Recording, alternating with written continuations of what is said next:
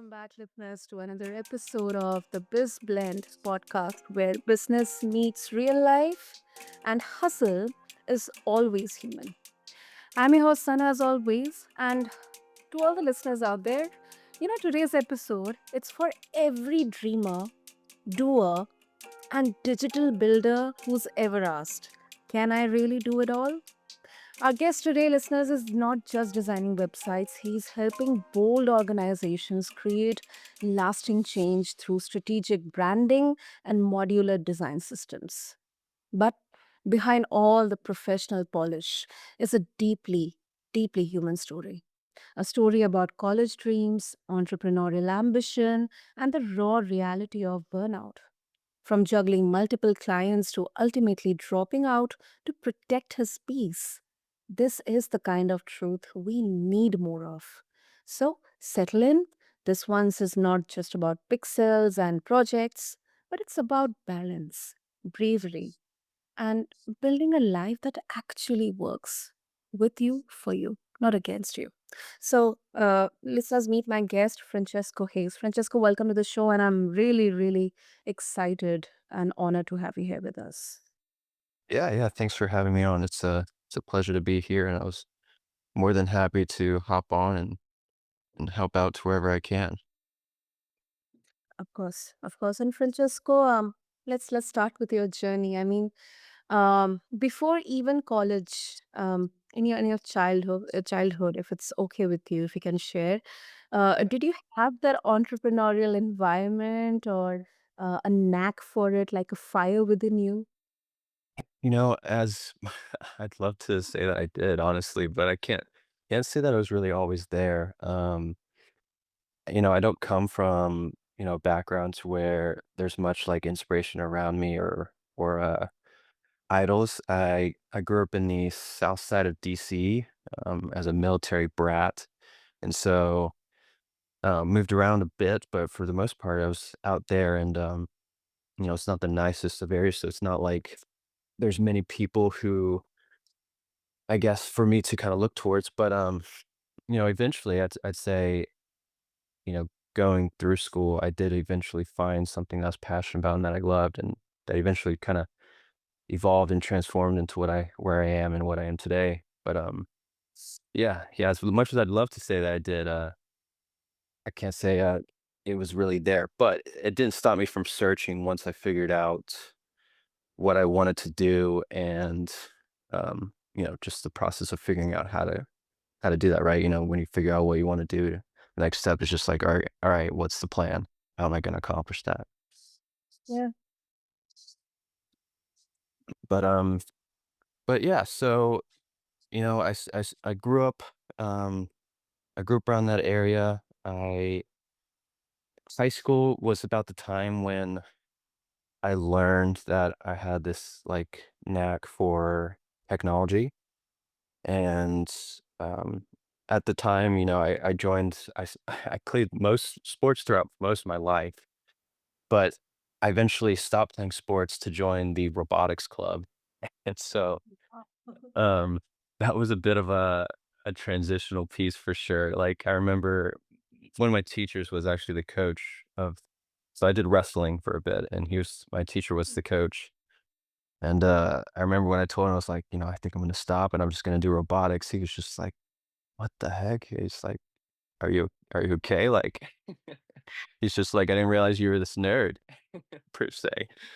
But, you know, when I'd gone to I guess, like, I realized, like, this was a point where there was something that I found, like, this love that I hadn't had before. Like, don't get me wrong, I enjoyed sports and everything, but the camaraderie that I had being a part of a team, and then just, like, this passion that I started to find myself loving, being on the robotics team was, didn't really quite compare to what was feeling when I was on, like, a sports team, and so that's when I knew I was like, "Alright, I wanna go all in on this," and I think there's a lot more, I guess, more opportunities that it would bring versus just, continuing with high school sports.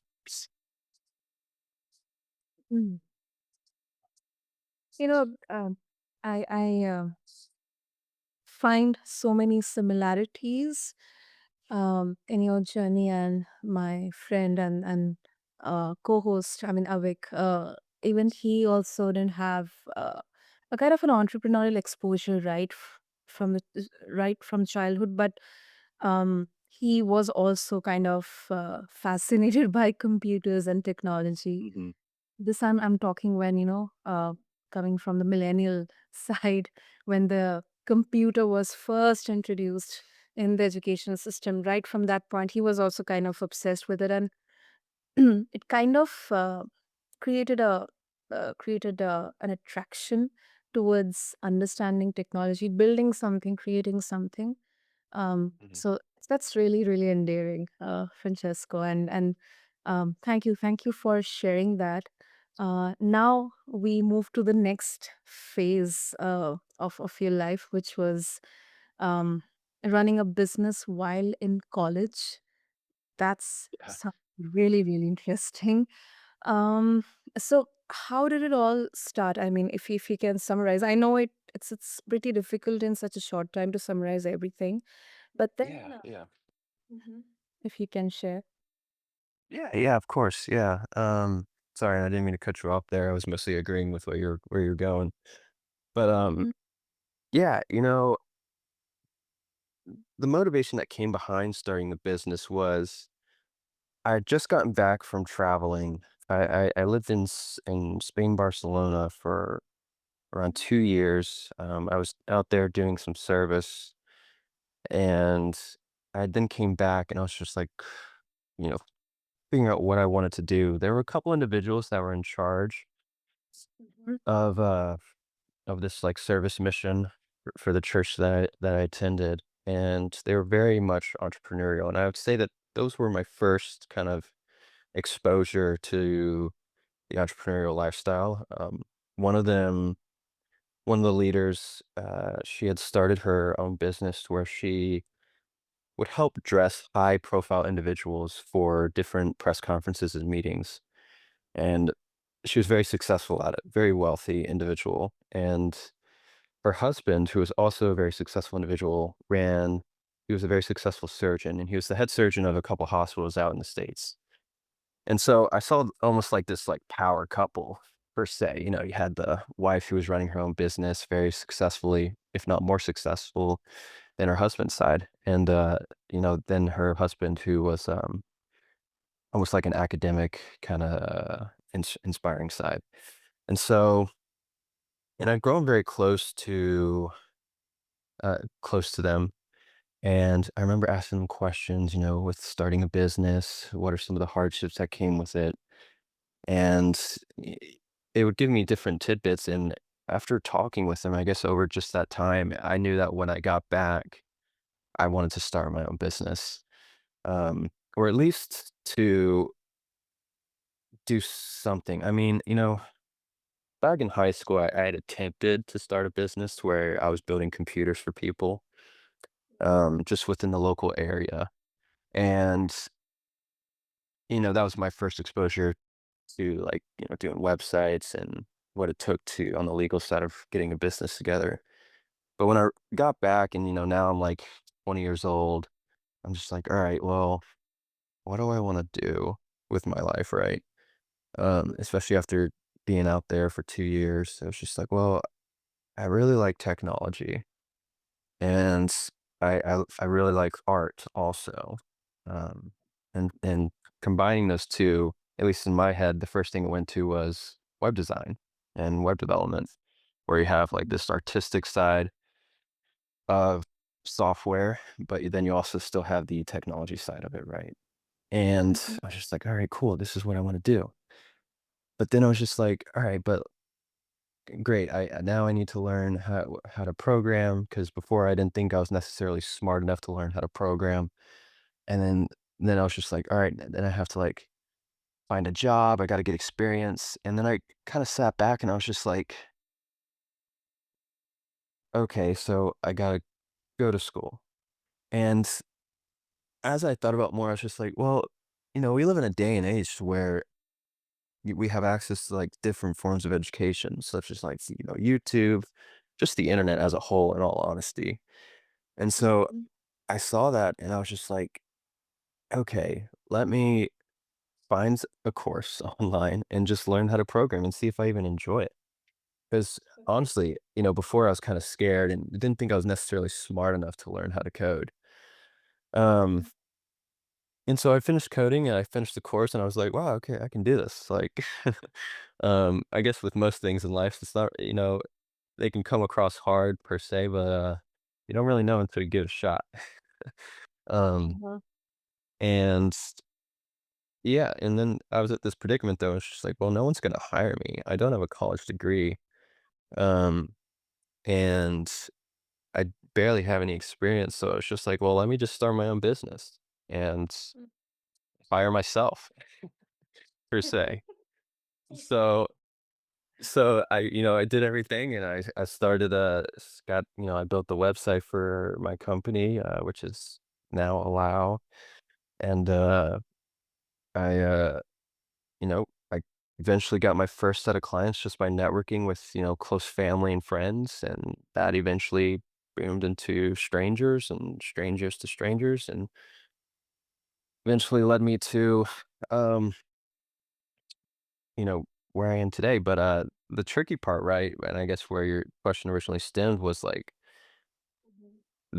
running everything in college, and so I'd gone to a relatively small college. Out in Virginia, partly due to my brother. My younger brother decided to go out to college, and so I figured I'd join him. Because the plan was never really to go to college because I was already doing what I enjoyed and what I loved. But I saw this as almost like an opportunity that I was missing, and so I always had this sense of like this fear of missing out. um, so I decided to join him, and obviously I was still working. Um, But, eh, I end up realizing that, like, we have way more time than what we really realize. And as someone who's younger and in college, I feel like that's very easy to say because you have this almost like this spring to your energy and your willingness to do way more. Um, but we really do have a lot of time. I managed to find a way to where I was able to scout out, like, and be very efficient with my times where I was able to still be a full-time student and still be able to get projects done with work, um, which eventually grew to where I negotiated with the school to where I was like, "Hey, you guys need a website. Like, how about you cover my schooling and I'll do y'all's website?" And they agreed, which was at first I didn't think they would. I'm just some young kid coming to some higher education. These are people with like doctorates and masters and everything. They were just like, "Yeah, do our website and we'll cover your schooling." And so at that point, I was just like, "All right, well, I guess I'm here for the long haul. I gotta definitely figure out, the time management side of like getting things." Because, in the end, as I was there, I learned that when I retire, whenever that may be, I'd like to be a professor.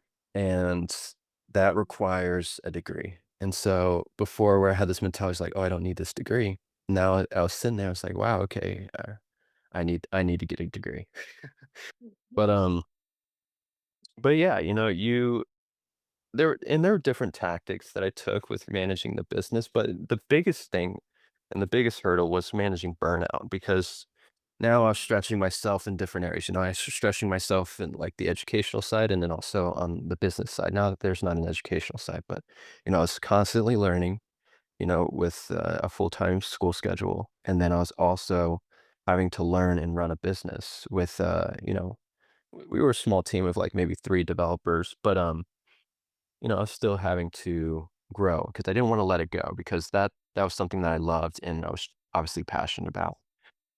Um, and I think there are definitely times where it was tough, but I knew it's what I wanted and I had to do it. Mhm. I feel that you have had this deep sense of clarity, um, direction, that where exactly you wanted to head. but at the same time, you kind of underestimated yourself at times. I mean, like uh, learning something that is programming, coding, self-taught. I mean, it's not a small feat, Francesco. And I really have a huge respect for people who go through unconventional methods and, they do it and then they, share their learnings, their teachings, their insights. I think that's Mhm. something which is grounding and at the same time very authentic. Um, I mean, it gives you the good and the bad side, both the ends of the coin. So I really, really find this trajectory, this journey very interesting. And then on the other hand, when it comes to entrepreneurship, uh, a lot of us we glorify the grind, the hustle, especially when we are young. I mean, it's Mhm. obviously required eh, when especially when you are young, when you are trying to accomplish something, but then also there is definitely a cost in there. And this moment of realization that you had, that something had to give, it's often where the real growth begins. So I appreciate you of sharing this.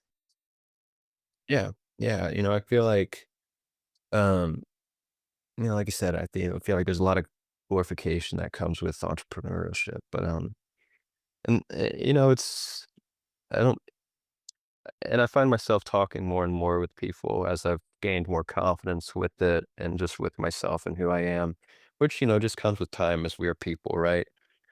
Mm. Um, and more and more people will kind of come and ask just like, how do you do it? Like, what do you do? How should I go about things? And, in the end, it's just like, well, it's gonna be hard. Like, there's a reason why, like, for example, like when I'm searching and hiring developers, one of the first things that I look for is just like, are they passionate about what they're doing? Because, like, some of it's like some of the things that we will build and some of the things that we'll work on, it's gonna be tough. And like, life happens and there's things that you can't take accountability for or take not accountability, but you can't account for. So you really need it to be something that you love. That way you can kind of hold on to as you're going through life because it's going to be a roller coaster. Um, Okay.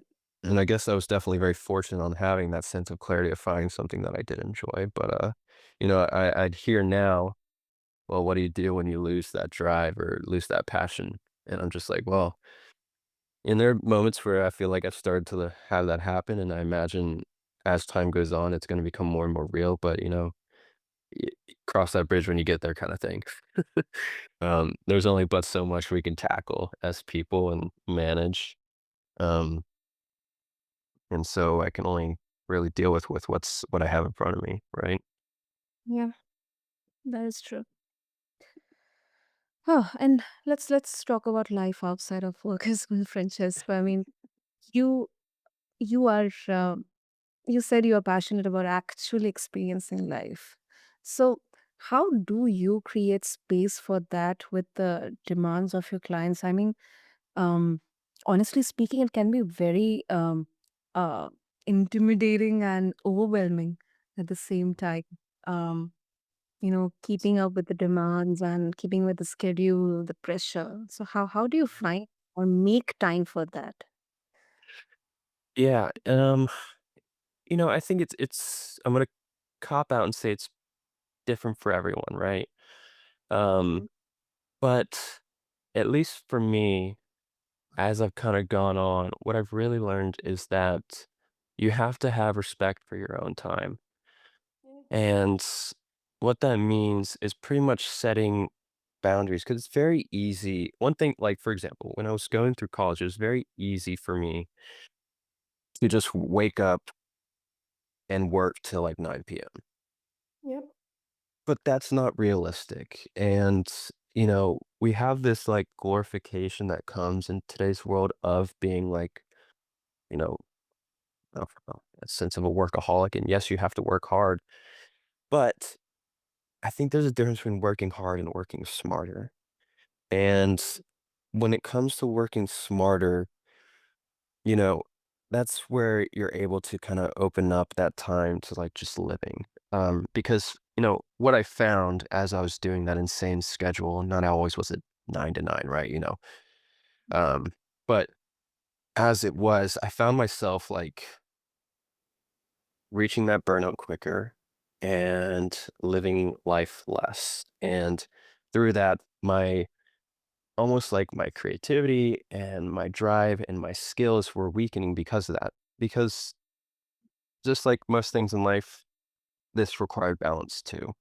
And that's when I learned I was like, okay, I have to have this set schedule where, I'm working from, whatever it may be. You can do the classic 9 to 5. You can do, all right, I'm working on myself from like 9 to 10, and then I'm going from 10 to 3 o'clock. And then from 3 o'clock to 5, I'm doing whatever. But really setting a schedule helps, and I think when I started to put that limit and realizing that, like, by giving up time that I would give to work to myself, ultimately allowed me to perform better. It was almost like it wasn't losing an investment.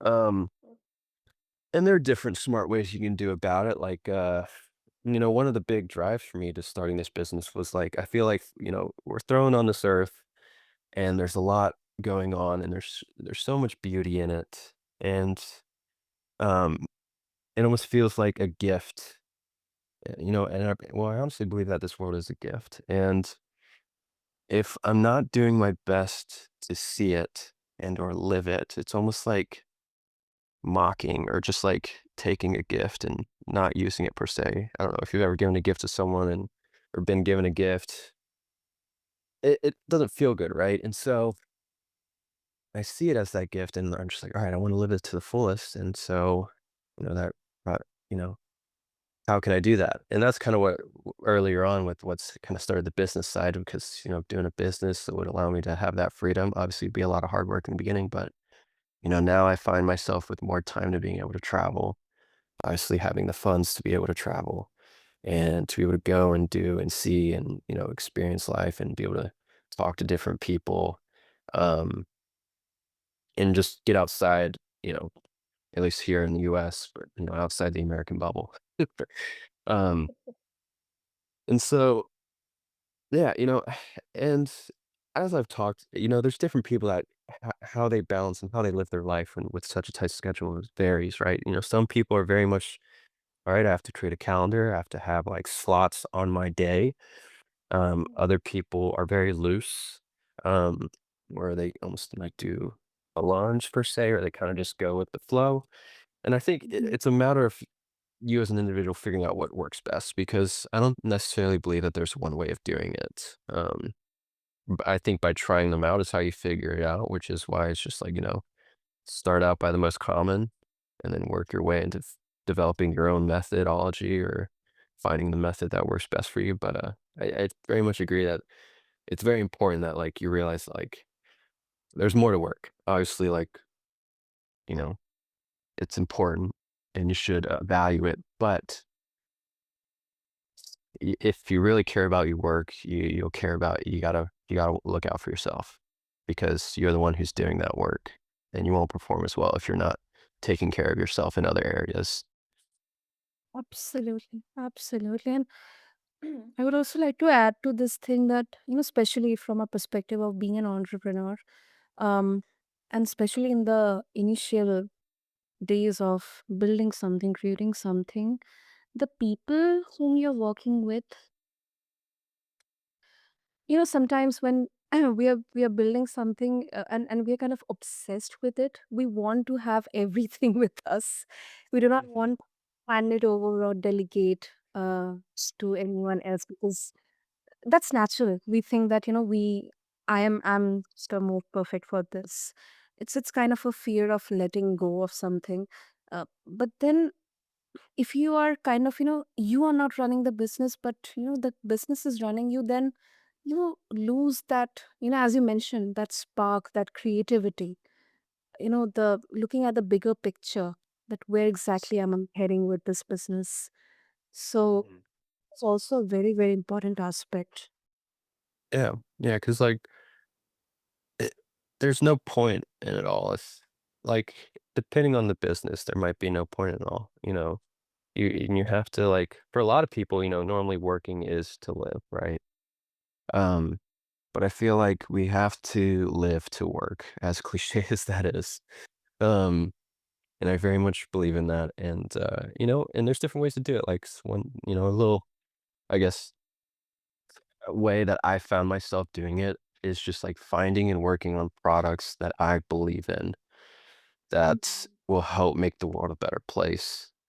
And in the end, through that, it's allowed me to live more because normally a lot of times when you're working on products that are helping make people's lives better or making the world a better place, you're Mhm. normally interacting with more individuals and it's requiring this step outside your initial scope um, or way of living. And that's one thing that I found that is, kind of become a no-brainer with different projects that I involve myself in. Like right now, I recently came on as the founder for a startup out in the UK, and what we are specializing in is connecting people with healthcare clinics around the world for different medical procedures.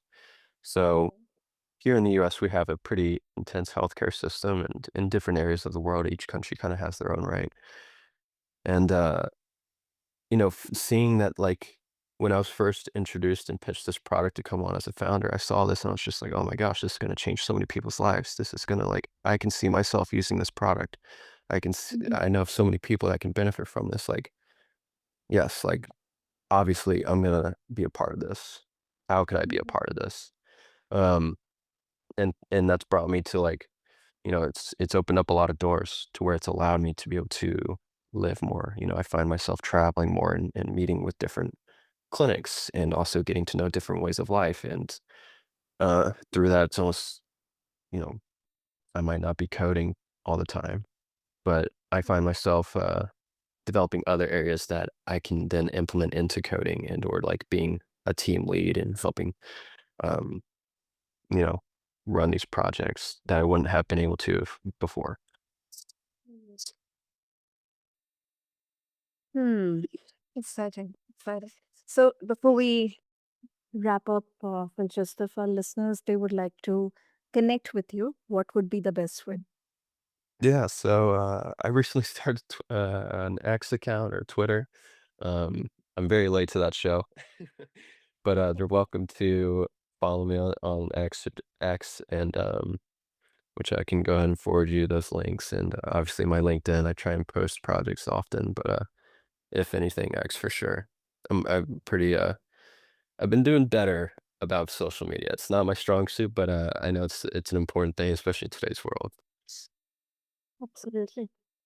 Awesome. I'll make sure to have all the links in the show notes. And thank you so much, Francesco, for this candid conversation. Um, I absolutely feel that your journey um, and success, it's sustained by self-awareness, strategy, and knowing when to pivot. So thank you so much. Yeah, of course. It's been a pleasure to be on the show, Sonar, and look forward to Absolutely. the future. I imagine we'll stay in touch. And to all the listeners out Definitely. there, thank you so much for tuning into this blend. If this episode resonated with you, share it with someone who's walking their own unconventional path. Until next time, keep blending purpose with progress and never, never ever be afraid to rewrite the rules. Thank you.